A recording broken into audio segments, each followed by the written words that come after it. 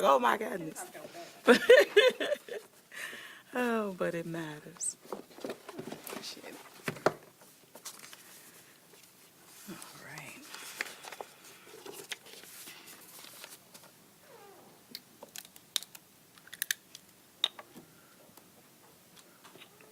Normally I take a drink in the middle of, but coming off of that coffee without water, I need to balance it out. But good morning, once again. Keeping with our traditions, I would say, of coming before you every Wednesday to brief you with some key facts or information that I would like to share, and then turning it over to John to walk through any questions you may have of me, and we'll move through that. Now, as I always start with public safety, and I start with year-to-date stats, always using preliminary data from the New Orleans Police Department. On today, I'm talking about through September the 9th, comparing 2023 to the year of 2022. Again, continuing to show steady progress. Absolutely aligned with national trends, but the bottom line is we're seeing the results on the ground here in the city of New Orleans. Total crimes against persons remain down at 18%. Murders are down 24%. Armed robberies remain down at 30%. Non-fatal shooting incidents, 17% down. Non-fatal shooting victims are down 17%. Carjackings, again, continue to remain down at 44%. Comparing the weeks, getting into this, week of August 27th through September 2nd to September 3rd through the 9th. So those particular weeks. Again, we saw fewer violent crimes, again, in the city of New Orleans, and with this past week, including no homicides and fewer non-fatal shooting and victims. So both shootings and victims, again, trending in the right direction. There were also fewer property crimes, such as residential burglaries, as well as auto thefts. And this high number has been one that we have been just really steadily pounding downward. And while it still is a reflection of being high, it is down and trending again in the right direction. Last week, September the 8th, marked again a significant milestone for the city of New Orleans, as the city had a week again with no homicides and no shootings. The last reported homicide was August the 31st, and so far this trend is just continuing.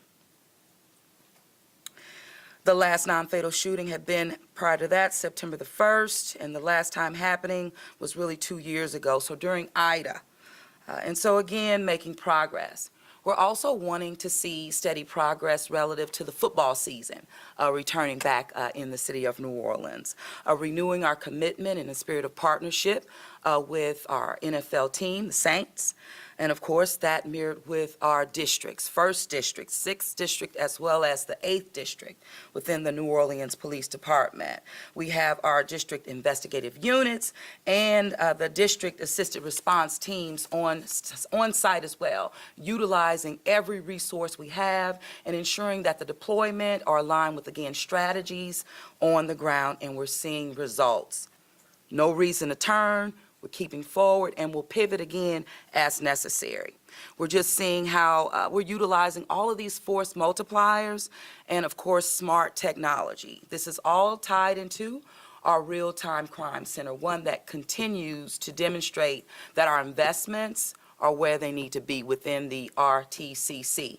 This is also why we spend additional resources, ARPA money, making sure that we're going deeper in those investments as it relates to technology, infrastructure, force multipliers, the New Orleans Police Department. Again, my administration just remains committed to making sure that the city of New Orleans continues to be that international model, being a city that hosts large-scale events. And you know what? We even do them when we're not expecting to do them, like we took on major and national events at the 11th hour and pulled it off. We can thank Georgia and the like for that. Wanting to pivot now to the NOPD search. Now, on Monday, you all know that I announced that after an extensive national search, one that was encouraged by the city council, encouraged by residents, I would say, as I listened to them as they changed the home rule charter that will allow for a confirmation period and a process involving the New Orleans City Council, listening also to partners relative to the business community and the like. In doing so, move forward with that national search.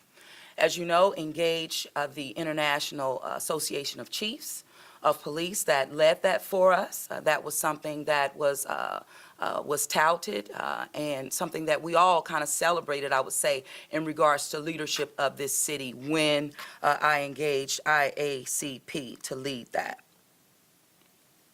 After going through that process and also standing up an internal panel as well as an external panel, and at every level of the process, what we have found is that Ann Kirkpatrick, who I have put forth nominating to lead the New Orleans Police Department as our superintendent, was the top at every stage and every turn. As a result of that, she has agreed to take on the challenge, agreed to be our partner here on the ground. And we're very excited, not only for Ann, but excited for Chief Woodfork, so that she will remain engaged, remain a part of course, the leadership of the New Orleans Police Department, but remain a real partner on the ground and with me as being mayor of this city. Both Chief Woodfork as well as Kirkpatrick met with NOPD leadership. I was there myself with all of our executive rank, making sure that they saw us unified, and that's exactly not only what we demonstrated, but also what we shared directly with the leadership of the New Orleans Police Department. I told them I felt like, hidden figures, strong leadership and a great opportunity to focus on what's needed within our police department now, but absolutely focusing on the environment that we're in overall. Chief Woodfork, along with Kirkpatrick, also attended a couple of roll calls. They attended roll call on Monday evening as well as on Tuesday morning yesterday. Again, I just wanted to extend my thanks to both Chief Woodfork, also to Kirkpatrick, and especially for Woodfork, again, demonstrating her true professionalism and commitment and dedication to the men and women of the New Orleans Police Department, but more importantly, to the residents and the visitors of this city. And again, as it relates to my selection relative to Kirkpatrick, listen, as the mayor of the city, I have to look at the whole. I have to look at the entire environment. And utilizing this process that was conducted by an international and really a national reach gave me, one, the comfort, one, to let the consultant do their job, but also bring forth candidates that I would be able to vet, interview, and move forward. I went through that process, and I went with the experience needed now, the experience that is needed now to combat and really move forward progress within the current environment that we're operating in. And an environment which has been toxic, it's been biased, it's been discriminatory, it's been damaging to people's soul, it has villainized key individuals, it has been privileged, it has been demoralizing, and I can go on and on and on. And so just like many departments within our city and our city employees have felt this, that also exists within the New Orleans Police Department. And where we are right now, pushing through challenges, one that is fully focusing on the consent decree. And the consent decree, if I were to say, and I am saying it, is the greatest impediment to the future of the New Orleans Police Department at this particular time. And with the progress that we've made, with the progress that we've demonstrated relative to this consent decree at this particular point and how it's playing out publicly and aligned with the toxic environment and all of the examples that I rattled off, I need leadership that is experienced, that without a doubt comes with working through at every level of government, and also including working with external stakeholders. That involves the media even. And so with Ann Kirkpatrick coming on as the superintendent of the New Orleans Police Department, I believe that we will be equipped with the greatest level of experience to push through this consent decree, alleviating the burdens and barriers that it currently has on my department and on our officers. But in addition to that, providing the leadership and experience necessary so that we can build the future leadership of the NOPD that goes beyond just the superintendent. And this is the time, and this is the opportunity that we have with Kirkpatrick coming to our city, working as a partner, and of course as a team with the various stakeholders, but always having the focus on the men and women of the New Orleans Police Department. City Council hearing. Now, what I'll have to say to this, and this was a hearing, I believe it was yesterday. So what is clear is that this council continues to pour hundreds of thousands of dollars of taxpayers' money into investigations that continue to yield little to no results at all. And results for the people of this city and the people that we were elected to serve. Again, going back to this hostile environment. This is a part of it. And their constant hostile environment during these proceedings, even that we saw on yesterday, is not only inappropriate, it's damaging, and it's very dangerous. And it's dangerous because it impacts the hardworking men and women, city employees that we depend on day in and day out, that render and make the sacrifices necessary to lead and move this city forward. And in spite of the challenges, in spite of them being called names and liars and criminals and all of these different types of characteristics, they show up and they do the job and they do not waver. And even as it relates to, outstanding candidates relative to this NOPD search, calling them lightweights, when will it stop? Currently, Gregory Joseph being labeled incompetent, unbelievable, and a liar. Or even Jonathan Rhodes, again, labeled corrupt, a criminal. These are things that happen. Talked about corruption, backroom dealing, breaking the law. These are things that were said about hardworking city employees that show up. They went on to spend $700,000 to various firms politically connected to both council members Morrell and Moreno on an investigation, again, that yielded no findings at all. In fact, with the state ethics board even issued in July a report stating that, and I'm going to quote it, found no evidence of a violation of the code in this matter. And of course, I have to say, you all didn't report on it at all. You fuel it. And it's dangerous behavior. It has an impact on people that we all depend on. And in an environment even that we talk about in terms of trauma, we've lived through it. But not only have we lived through it, the men and women that we're talking about have led through it at every level.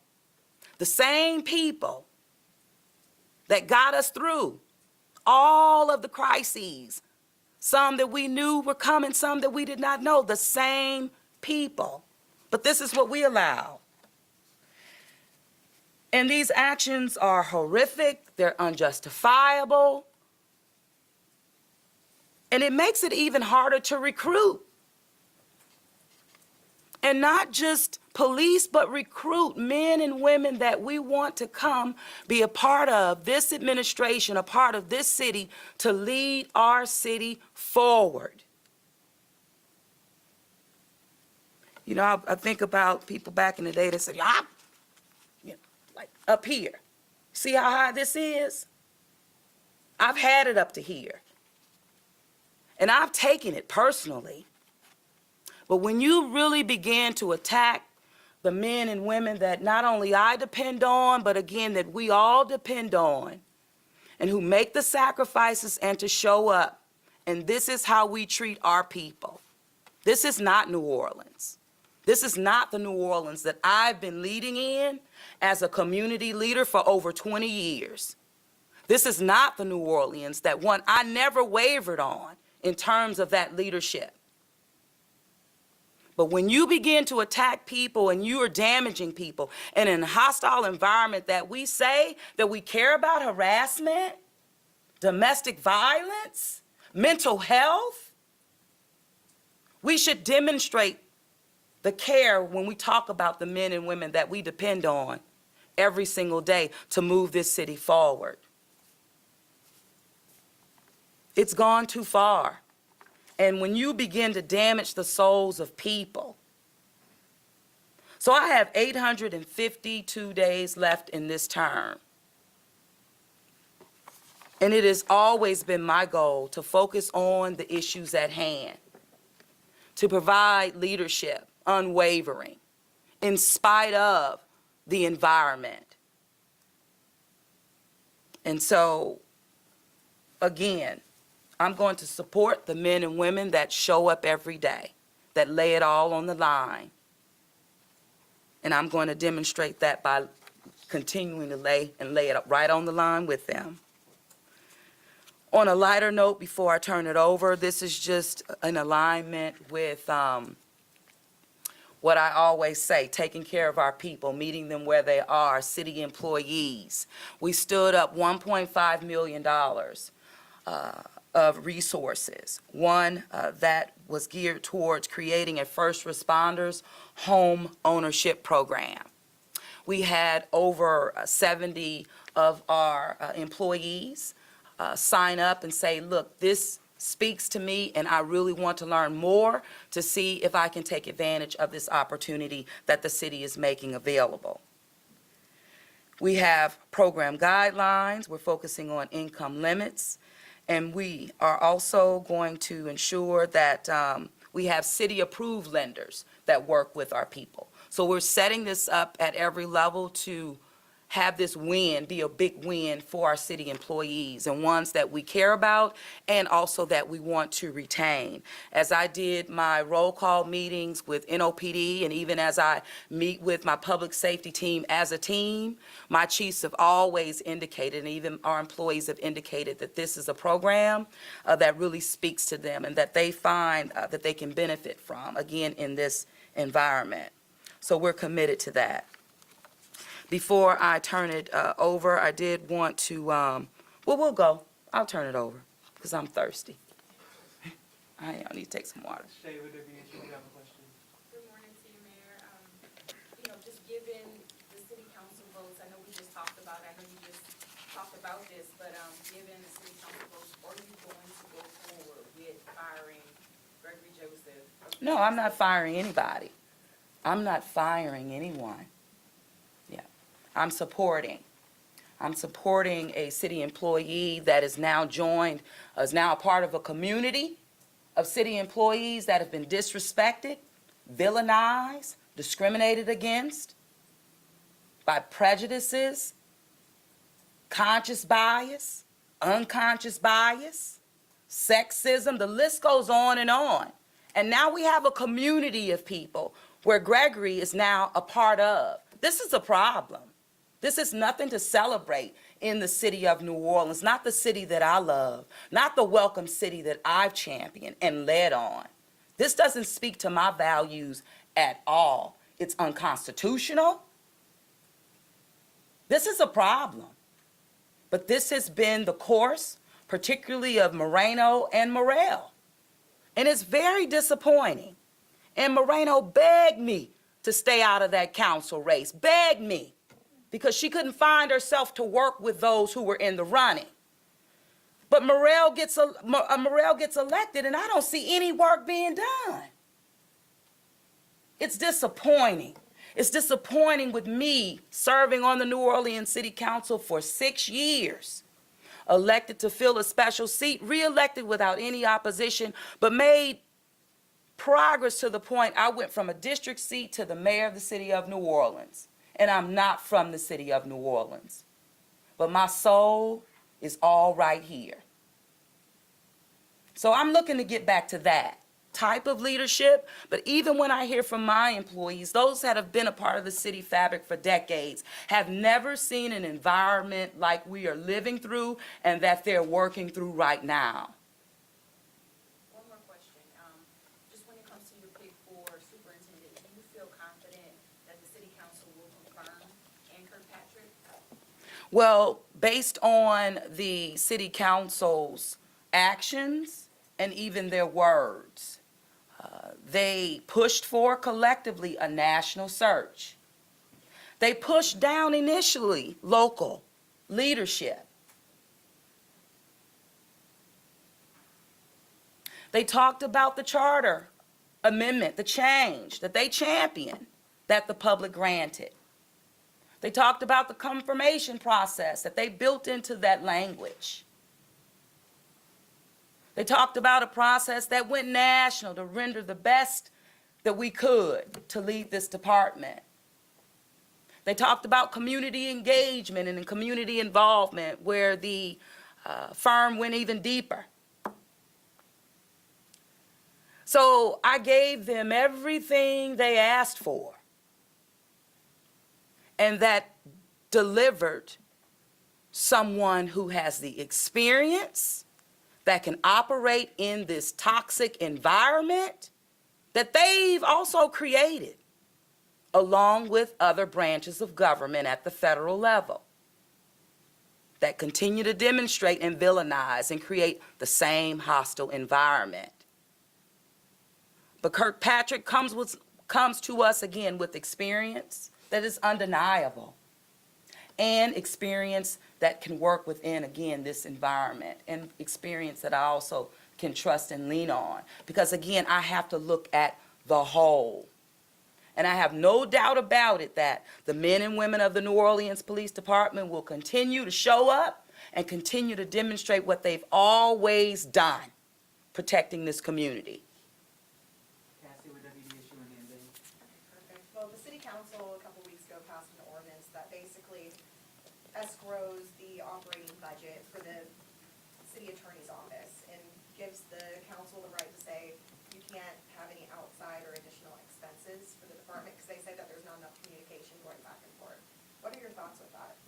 Well, the city attorney's office serves both the New Orleans City Council and the executive branch of government, so both sides of that. Freezing budgets have never benefited anything. They don't work.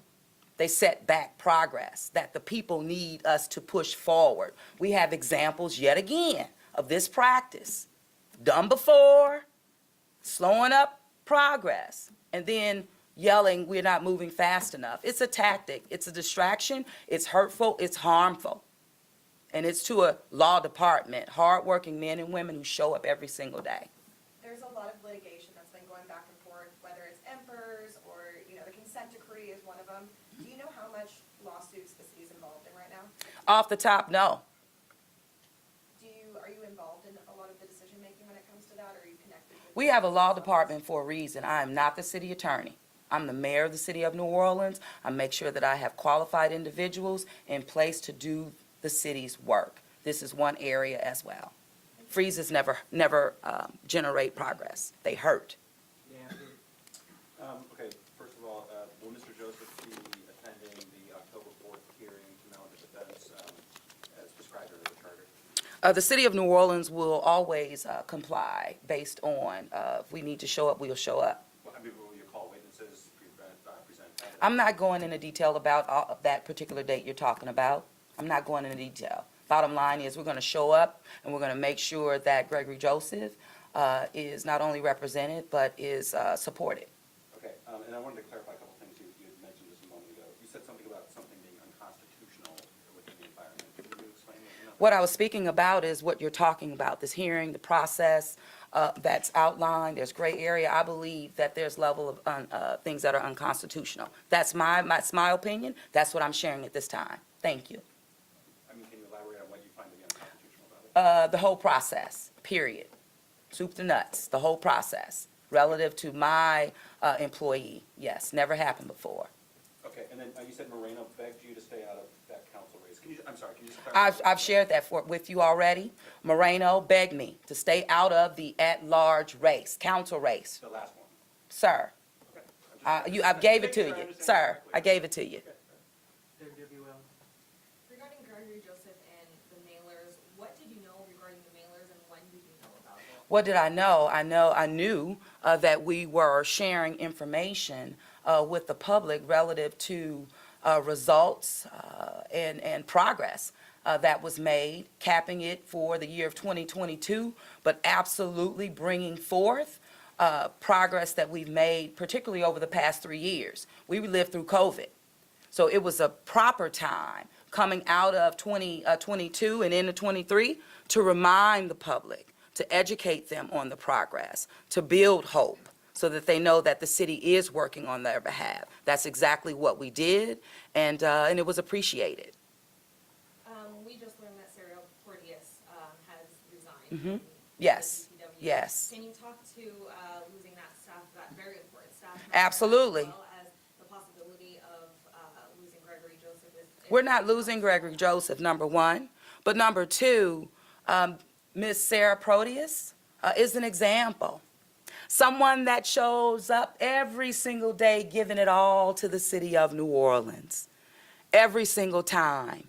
Making the sacrifices to ensure that we get infrastructure projects out of the door. Getting them to notices to proceed, aligning it with what has to happen in order to ensure that we keep the federal dollars that we've worked so hard not only to receive, but to put to use for the citizens of this community. Sarah has been an example of a city employee going before the New Orleans City Council only to be villainized, only to be disrespected, only to be an example of an employee operating in a hostile work environment. And also an example of having it up to here. People can only take so much. She's one of them. Someone that I definitely do not want to see go. She knows that. She knew that from day one when she shared it with me. But she's going to go home. She has nowhere, meaning she hadn't thought about the next, because she's going to go home and be with her children, to get loved on and to be built up from within. What we're doing to city employees, it's damaging, and it damages the soul. Sarah is an example of that. You mentioned that the council is pouring hundreds of thousands of taxpayer dollars into these investigations. Do you agree that the mailers also use hundreds of thousands or thousands of dollars of taxpayer dollars? Not at all, and that's demonstrated. No, not at all. And bottom line, it was to educate and inform the residents of the city of New Orleans on work that was legitimate. That's what those mailers did, and they were appreciated. Fox 8? Madam Mayor, earlier in speaking about progress in some crime categories, you mentioned no reason to turn. Now, that said, if confirmed that aside from the consent decree requirements, will Chief and Kirkpatrick have total autonomy in running The superintendent of the New Orleans Police Department has a responsibility to run the day-to-day operations of the New Orleans Police Department. It is that expectation that our superintendent will continue to do just that. You will be rolling out your budget proposal for '24 soon. Have you talked to Chief Kirkpatrick about the NOPD budget as you looked it over? Will she have input in what you propose? So, of course, leadership will have input in what is proposed, and that doesn't just come from one. It comes from a team of leadership, and that's what we have within the New Orleans Police Department. But if you ask about the budget for NOPD, Kirkpatrick is coming in with not only support of the budget, but very happy about the investments that are being made within the New Orleans Police Department, from a retention standpoint to a recruitment standpoint, and bottom line, just the tools, resources, and force multipliers that the city of New Orleans has made investments in. It sets it up for a leader to come because the talent is here. Now we have the resources in place, and we're going to make sure that we move not only our department forward, but move the city forward. Just one follow-up. You say she will have autonomy, but during the interview process, did you talk to her about, like, a few areas that you would hope that she would focus on initially if she is confirmed? Well, as I mentioned, part of the existing conditions and the environment that are priorities for me as it relates to the NOPD is the area of the consent decree. That area is one that will determine the impact, meaning whether we move forward or not. It's a burden. It's now moved to being abusive. And we're seeing how that's played out, how it's playing out. And we're looking forward to, getting from the judge just clear areas that we need to focus on. Stay out of the operations and the day-to-day, stay in the lane. Let's focus on those key areas, set those goals, meet them, and get to self-compliance. That's where we are, and we're pushing towards that end, to self-compliance. I've said that over and over, but not just saying it. I've taken action as it relates to that. The New Orleans Police Department is ready for self-monitoring. Axio. Hi, Mayor. Hi. You previously mentioned that the city was working with the ownership of Plaza Tower to get that back on the tax rolls to help them as they find a new buyer. How is that process going? So I didn't check in on that before coming out here this morning, but as of yesterday, that just the progress continues to be made. And the city of New Orleans, again, wanting to hold the ownership accountable and also working with so that, one, they can close a deal or a transaction that will put that property back on the tax rolls. I think 30 years plus being dormant, it's time, and we're wanting to see that happen. And you had mentioned that there was one potential buyer that seemed promising. Is that potential buyer still working with the new owner? I'll have to get back with you on that, just so that I'm matter of fact on it. I don't want to speak out of context. Last but not least, WGNO. I know you said you didn't want to discuss the specifics of the October 3rd hearing. Mhm. Can you answer if you plan on having counsel there and if Joseph plans to have an attorney there? He can speak for himself, but what I will say is that the city of New Orleans will be supporting Gregory Joseph as a city employee that is competent and very effective in the day-to-day progress that the city of New Orleans is making. Okay, just switching gears real quick to Ms. Kirkpatrick. It was revealed that she won a wrongful termination lawsuit after proving she was fired by the Oakland Police Commission for corruption and abuse of power. What were your thoughts about that, and did that kind of aid in your decision in thinking that she would be able to execute this constitutional policing? So in regards to that, it goes back to experience. Someone who has experience in working in environments that are aligned with ours. And so with that, I know that she has the stamina, she has what it takes, a fearless attitude and approach and professionalism. Bottom line, she has the experience. That's what I went on, and that's what we're going to have. Thank you all. You want to talk to the mayor, the city council? Mayor, you had mentioned that thousands of dollars were spent from the city council's investigation